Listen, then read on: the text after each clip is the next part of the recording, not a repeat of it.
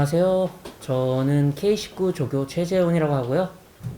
조성호 교수님 연구실의 박사과정입니다. 조성호 교수님 같은 경우에는 사진이 이렇고요. 네. 그리고 저희 교수님은 지금 K19 팀과 K20 팀을 지도하고 계십니다.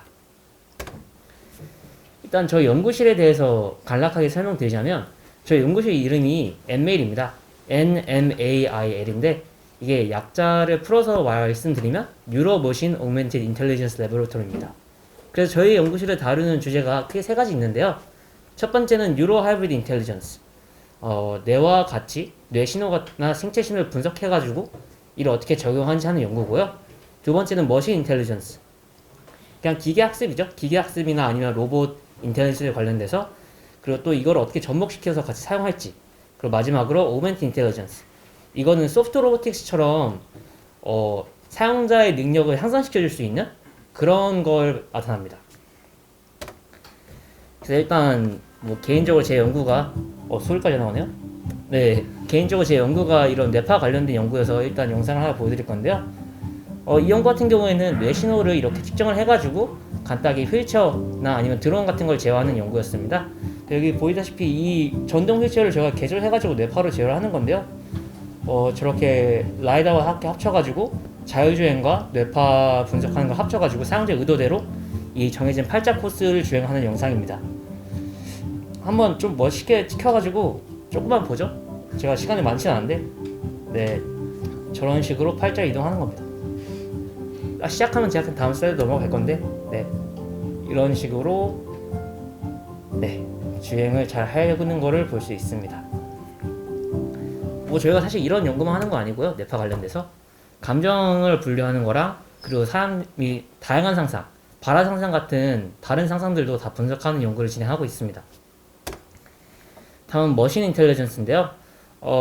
사실 저희가 이 분야에서 여러 가지 연구를 하고 있는데 그중 몇 개 흥미로운 걸 가져오자면 휴먼 로봇 인터랙션, 사람과 로봇이 어떻게 같이 활동할지. 그 옆에 보는 영상 같은 경우에는 이런 요리하는 신용하고 있으면 로봇이 보조를 해주는 겁니다. 이거를 컴퓨터 비전 기반으로 무슨 액션을 하고 있는지 분석을 하고 이를 바탕으로 로봇이 보조해주는 그런 연구를 하고 있고요. 예, 이것도 다른 영상인데 이 같은 경우에는 로봇팔이 움직인 걸 보면서 이게 사용자한테 어떻게 받아들여지나, 사용자가 무서워하나 안 무서워하나 하는 식으로 감정 분류를 같이 동시에 해가지고 로봇의 팔 움직임을 좀 더 자유롭게, 자연스럽게 교정하는 그런 연구였습니다. 넘어가고요. 그 다음에 마지막으로 저희 세 번째 분야인데요. 이 같은 경우에는 Augmented Intelligence, 사용자의 능력을 향상시켜주는 연구입니다. 그래서 저희가 여기서 주로 하는 연구 같은 경우에는 소프트 로보틱스인데 이 같은 경우에는 손을 자유롭게 못 움직이는 분들을 위해서 저희가 소프트 로봇 장갑을 개발을 했습니다. 그래서 이게 대신 잡고 푸는 걸 보조해주는 로봇인데 이거를 컴퓨터 비전 기반으로 사용자의 의도를 분석한 다음에 이를 바탕으로 언제 잡고 싶어 하는지 그런 걸 결정하는 연구였습니다. 사실 이것도 사실 그거의 연장선인 연구고요. 자, 시간이 많지 않다 보니까 네, 여기까지 하면 될 것 같네요.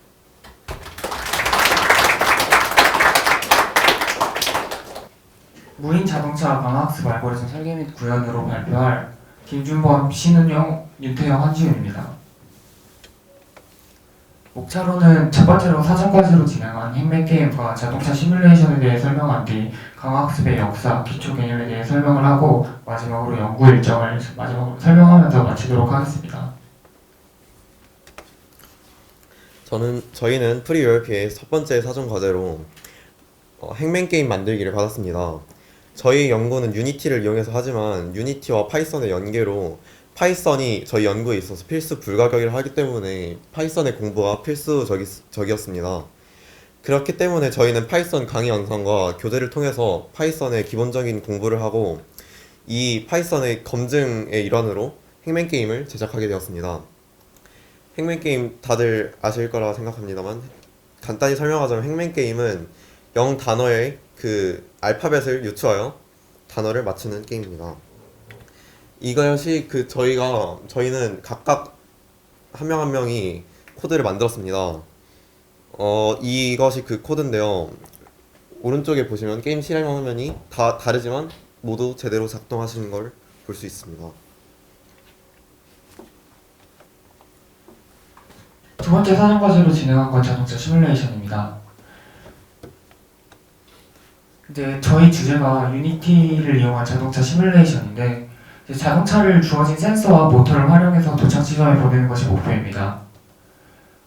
일단은 저희는 집중 연구 기간 동안 강화학습을 활용을 해서 자동차 시뮬레이션을 만드는 것이 목표이기 때문에 기초적인 유니티를 이용한 자동차 움직이는 방식을 배워야 된다고 생각을 해서 라인 트레이싱 같은 간단한 기법을 사용을 해서 주어진 센서와 모터를 활용하여서 도착 지점에 보내놓았습니다.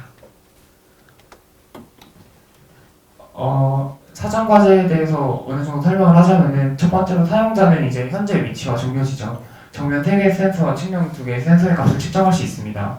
이거 같은 경우에는 선생님이 짜두신 유니티 환경이 있는데 넘파이 배열 형태로 맞게 됩니다.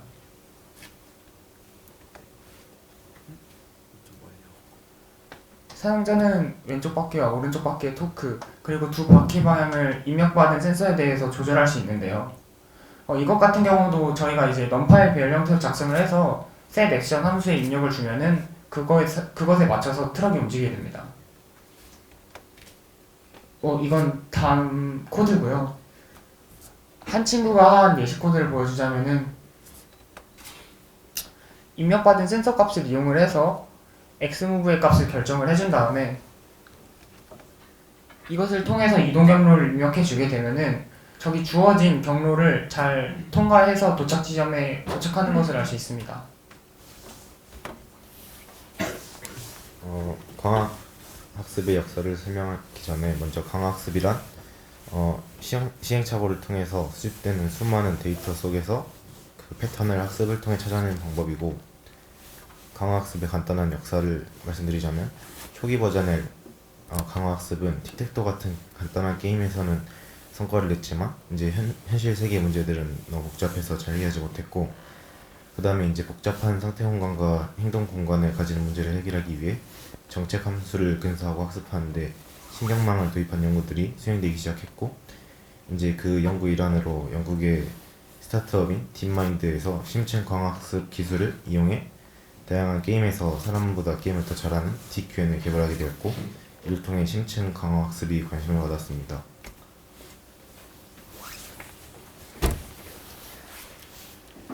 다음은 강학습의 기초 개념에 대해 설명드리겠습니다. 저희 연구에서는 강학습을 바탕으로 연구를 진행하기 때문에 강학습에 사용되는 기초적인 용어들이나 개념들에 대해 학습하였습니다. 우선 강화학습은 원하는 목표를 달성하기 위해 시스템에 가해지는 행동을 선택하는 방법으로 머신러닝의 한 분야입니다.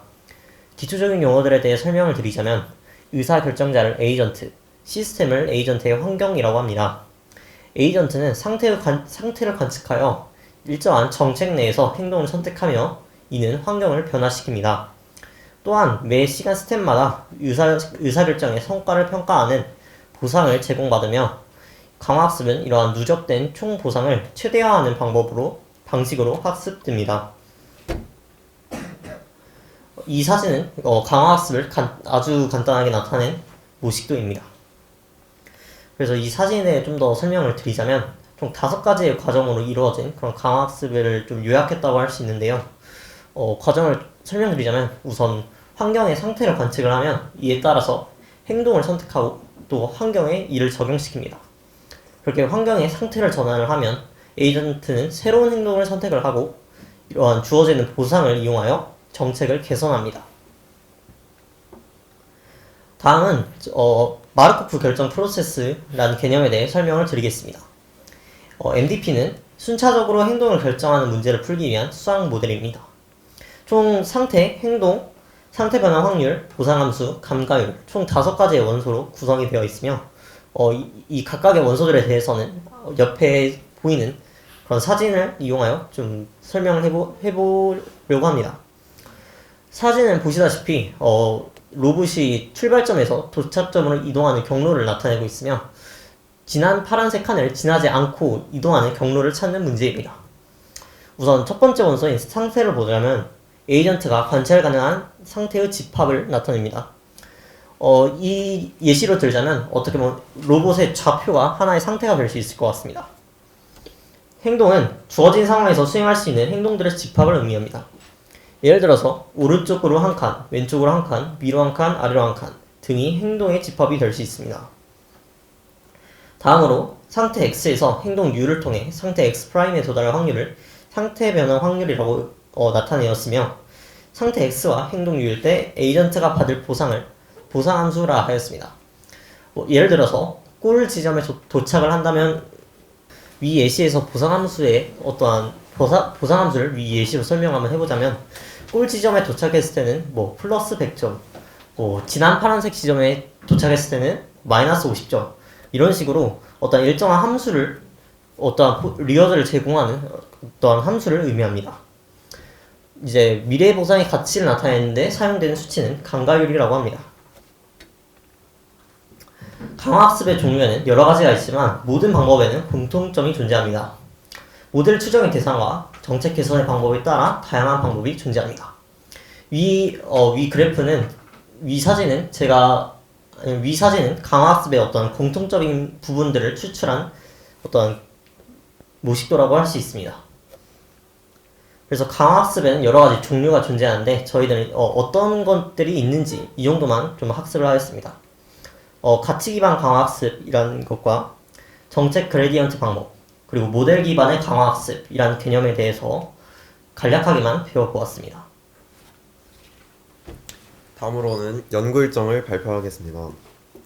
우선 이 사전 연구 발표회 이후에 내일과 내일 모레에는 최신 강화학습 알고리즘의 조사 및 학습을 할 것입니다. 그 이후에는 조사한 강화학습 모델로 그것을 구현하고 적용할 것입니다.